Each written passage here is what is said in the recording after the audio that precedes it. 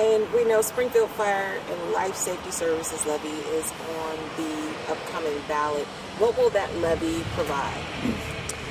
So the levy provides for a 5th fire company in Springfield. There's 4 fire engines and 1 ladder truck.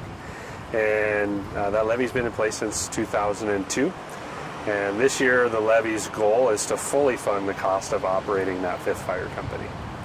Without a 5th fire company, can you explain what that would look like for residents or the city of Springfield? So longer response times, always when you lose a fire company. For Springfield in particular, they only have enough fire crews to respond to one simple house fire. Anything more complex than that, they already don't have enough resources, so to be missing one makes it that much worse. How many staff are on a fire crew, on that 5th one? So there are 3 people assigned to every day on a fire company. It takes 12 total to staff a fire station, and the levy currently is only funding 7 of those. And so the goal with the levy renewal is to fund all 12 that it takes to staff the fire company. Got it. 53 cent is the goal, but it was 38 cent. Correct. How much is it going to raise compared to the current levy? I don't have the specific dollar amount for that, but what it does for us is goes from 7 people to 12 people in the cost of that and the cost to operate the fire station. So it's back forward. Yeah. The reason why we need to make that jump is the councils in previous years have worked to be as fiscally responsible as they can and try to wean off of that levy. So when it started, it funded all 12 positions, and they were trying to bring those back into the general fund over time. But recognizing our current financial challenges, it's really not possible to keep doing that, and really we need that levy to fund the full cost of that fire station.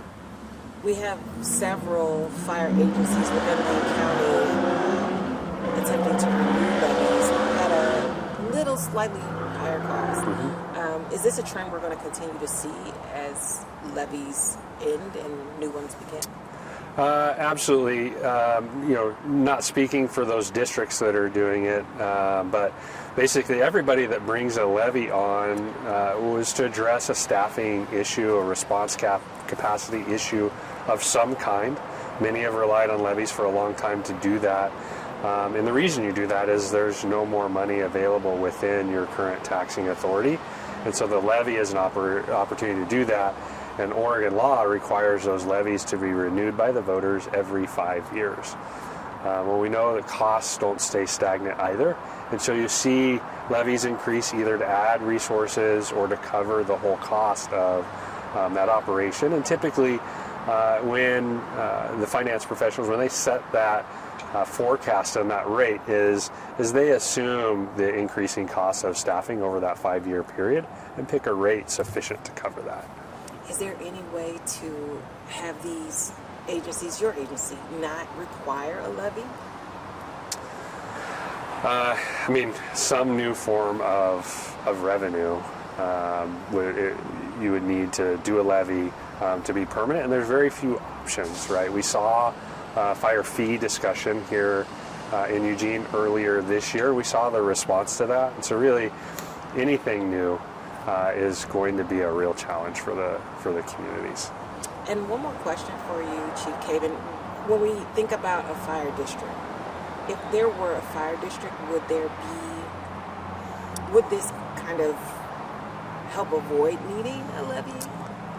So it really depends. It's a complex question because you have to set, if the councils chose to go the path of establishing a fire district, they either have to go through the process to set a new rate and a new district, or annex into a district that has a rate high enough that hopefully you don't have to rely on levies going forward. But as you see across the state of Oregon, not just here locally, is our fire districts heavily rely on levies. Tualatin Valley Fire and Rescue has a couple different levies to provide the service that they're providing. Clackamas County Fire District, they now rely on a levy to provide a sufficient level of staffing. And so the root cause, which I'm sure you've heard a lot of through both the Springfield budget process and Eugene budget process, of Measures 5 and 50 really limited local government's ability to grow with communities' needs and the cost of of goods, services, and workforce. So yes, it could in the beginning, depending on what the rate for a new fire district would be, alleviate the need to rely on a levy. But at some point, there's a potential that unless something changes in the state of Oregon on how properties are assessed, that levies are just something that everybody's going to be living with. 1,400 square miles to cover, or more than that. How much of that is Springfield, or is that just Springfield? So that's Eugene and Springfield, but the majority of that is Springfield's ambulance service area. Right, so Springfield, the city's roughly 20 square miles, and yet they've got 1,300 square miles of ambulance territory. And that's basically everything east of Springfield. Eugene doesn't cover as much. We used to. And then Lane Fire Authority, when it was Lane Rural, decided that they wanted to staff an ambulance and cover the Western Territory. And so that really shrunk Eugene's ambulance service area at a point in time where we really needed to, because we're already over capacity 20 years ago when that happened. So it's a complex system, and the fact that we're still two different ambulance service areas that we oversee as a fire department, two budgets, two everything, and that's an important comparison as we talk about the Springfield levy and make sure that people understand. As a Springfield voter, yes, you're being asked to increase your levy for direct costs within the city of Springfield. That's still within the council's control, and that it's just, I think, an important note that can be lost in understanding what Eugene Springfield Fire is and isn't today.